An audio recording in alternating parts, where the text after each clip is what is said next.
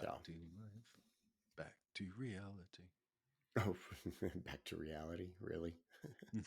Oh, Is come on. this reality? Well, can you argue against the Matrix being reality? Maybe. I mean, the mate. Okay, so you've really opened up the can of worms. Uh-huh. There is some wonderful philosophy and everything that to just sit and play with around. Oh my gosh, I can't think of it. Around the Matrix, a lot of it is definitely a. I don't know. It's just it's fun. It's fun to play with. It's fun to mess around with. And some of it can affect your day-to-day life and just how you approach things, but then some of it's like, this is dumb. Why am I trying to, you know, Yeah. why am I thinking about that? I don't know. It's weird, right? When you look at how you process, like you don't live in reality. You process your vision of it. Mm-hmm. And no matter what anyways, right? So Mm-hmm. the when I was sick, there's some times when I was in so much pain and trying to sleep that my mind was making a fictional construct where it solved problems like Mm-hmm. Tetris kind of problems, whatever, right? Puzzles to relieve pain. And as I Okay. unlocked combinations, it would relieve pain. Yeah. Uh, this kind of construct shows that either I'm insane or perspective is subjective, which means reality potentially is subjective to how I feel about my sexual orientation at the moment. Yes. Well, let's take this. Let's take color for example. Okay. Color is a really funny thing because your perception of color is very much based on your culture. Um, so a really good modern example, one that is that is still going on, is in Japan. They really do not have the color green. When you go around and you look at a lot of their a lot of things within within the culture, they really don't have green in the sense of they do, like that we do. Okay, like my shirt Mhm. is definitely green, but the Japanese do not really perceive this to be green. They actually perceive it to be blue. And a lot of that has to do with the Japanese language. Up until shortly after World War II, the Japanese language had no word for the color green, and instead the word that they use is the word for blue, and that's the whole thing. Like they really for the longest time did not have the concept of green. They only had the concept of blue, and it was just a different shade of blue, which to be fair is actually perfectly true because when you look at the color spectrum, green fades into blue and blue fades into green. So it kind of so in a lot of ways it makes a lot of sense Okay. from that perspective that you would use that word. Now it's also true for the ancient Greeks. When you go and you read Homer does not have any word blue at all. So when he describes the ocean, he uses the words for wine and saying that it's wine colored, things like that, or shades of whatever wine. Um, and we can even continue down like the wine path. What about white wine? When you look at white wine, what color is it? It's actually kind of yellow. So why do we call it white wine? And then we can even go down the aspect of hold on. Hmm. Even we can even go down the aspect of uh, what do we call it? Um, the color spectrum, physics, for example. So this is something that's really interesting with physics, is that purple does not actually exist. The color purple is not, like, as far as physics is concerned, there's no such thing as purple, because there's no such thing as purple photons. That would be like photons vibrating at the uh, at the wavelength, for purple. Um, there's photons that vibrate at the blue wavelength. There's photons that vibrate at the red wavelength. All of that stuff. So when you are seeing purple, it's actually like a trick of your brain. Your brain is filling in that wavelength for uh, that color, Oh, because there's no photon that's actually coming to you. hmm, That's the color purple. that's so cool. So there's, and a lot of that is just like, it's our brains like trick ourselves into things, and try to trick us into doing a lot of different stuff. And yeah. Awesome. That's cool. That's I didn't know about the purple. Yep. I always have a hard time with purple, so I get it now. Makes sense. Purple's, but you got to learn to respect it. Yeah. So it is interesting. It's kind of one of those funny things, hey, you gotta sit and you gotta think about, dude, no, we're not doing that. He's looking for love during your call. It's like I see your focus. He drives me nuts, because he's always like, see, Uh-huh. I, I, I mean, that's why people love you because you're the cute cat. no, he's a pain in my. It's like, I don't, not now, dude. Later, we can do it later, but Later, not later, now. alligator. Yeah, Yeah. it's just, it's just an, he drives me nuts. So, You know, there's got to be a reason you keep him around, though. mm-hmm. Because if I didn't, where else would he go? Oh, I see. Sympathy, right? You don't know how many marriages happen out of sympathy? A significant amount. It must. It's a statistic I'd love to see. Like there should be it should be on the Census Bureau. Census. Did you marry your significant other out of sympathy? Wait, say again? It should be part of the census. The national. What is the census done every 10 years? Yeah, 10 years. Every 10 years.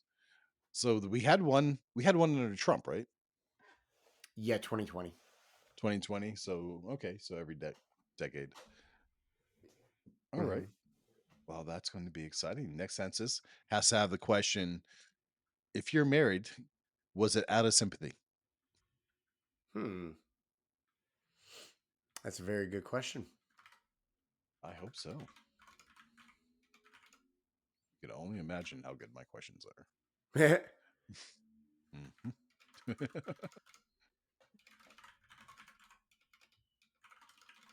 Hold Mhm. on.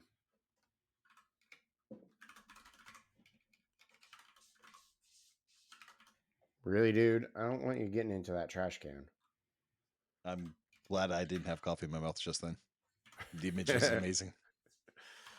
There's just times where I just get so frustrated with people, where it's like, oh, there's a bug here, and I've got, like, here's the issue.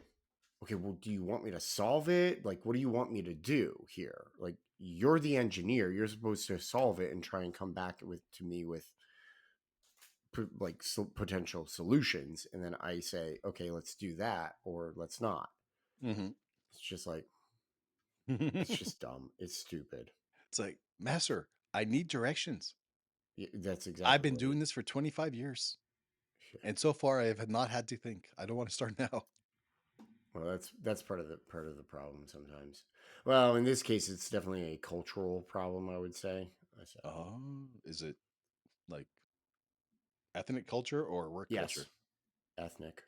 Oh, fun. Well, don't get me wrong. There is a definite issue with the work culture here, where I'm kind of like, so we're supposed to be doing this whole quote unquote summit in a few weeks, and they're like, Hmm. oh, we're going to have topics for people to talk about and everything. And then everybody's going to get to vote on what topics they want to go. And I'm like, well, wait a second. Is there going to be like some sort of call for presentation specs? And the response was, no, the organizing committee is deciding on the topics. And I'm like, that's wrong. You shouldn't do that. That's like, if you're bringing everybody together, you should sit there and you should ask people for topics that they want to talk about and what they want to discuss. You put them all into the pool. The organizing committee then arranges the ones and like throws out some and says, "Hey, this is not an appropriate topic. Maybe some Hmm. other day." Things like that, and then and then say, "Okay, then here." Like it's just dumb. It's like you guys really don't like doing this stuff. Like you don't really know how to do these things, do You you? don't know how to do nothing. What's going on with y'all? Yeah.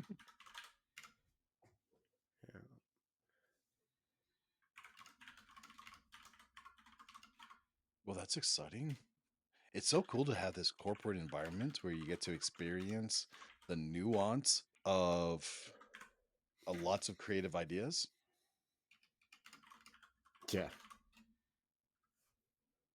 Well, it's just, hey, and part of it is like I got I had a I've had a couple of recruiters reach out to me. Like I had one reach out to me about a tech startup offering me a shit ton of more money, Aha. or at least the job posting had a lot of money and equity in the company. And I sat there and I'm like, do I really want to go to a startup? Because part of the problem with that I have with startups is that they require a lot of work from you. Mm-hmm. And it's like, no, I really don't want to, because I'm trying to get out of the tech business. I'm tired of the tech world. And Yes. it's just foolishness. Well, yeah. Yeah, you'd be giving up a lot to get into a startup that's high risk. Yeah. I mean, it's funny. It's one of those things where it's like I could go in and definitely make a lot of money and sock away a ton of cash, Mm-hmm. and then at a certain point be like, yeah, I'm done, and quit and leave them. Mm-hmm. But I was also like, well, what am I losing at that point? Mm-hmm. I'm like, well, probably a lot of extra time. Like I wouldn't be able to do something like this most likely, or I wouldn't be able to work on my side business, my yarn business at all, because it would require so much time and effort from me to have to pay attention to it. Mm-hmm. And so it's just like, all right, no, Mm-hmm. we're not Oh, doing that. I'm not playing that game. ain't gonna do that dance. Right. And then I had another email or another recruiter reach out about something. And I was just like, this is dumb. I don't do any of this. I don't do that crap. No, I it's just don't. it all is kind of it's just all of it's frustrating to me. And then like the other thing that kind of got me yesterday is it's like the product owners are going through several reorganizations and stuff, and the email went out and I'm like, okay, and I sit there and I say, okay, so let me double check that I'm understanding this correctly. We now have three product owners depending upon which feature we're working on. And the response was two product owners our current product owner is going to support. I'm like, how is that different than what I just said? How's it We're different? adding two product owners and you're still going to be involved. And then on top of that, I'm like, well, wait a second. Then there's another product owner that the email says that I'm like, you guys are just being silly. You just want to try and get like you want to dance around the fact that they're making this more complicated. It's like, no, like I've been on teams. Um, I've been on teams where we have multiple product owners, and it does Hmm. not work. It Hmm. it messes with everything. It screws up priorities, and it becomes more difficult to deliver things. It is a Hmm. bad idea to do that. You need one team, one product owner focused on one little thing.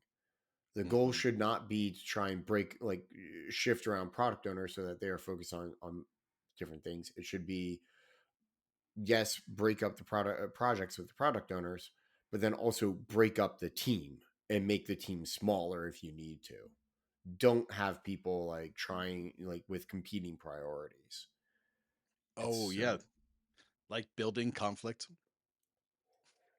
mhm, because that's what's going to end up happening at some point. At some point, we Hmm. are going to have somebody working on tickets for one.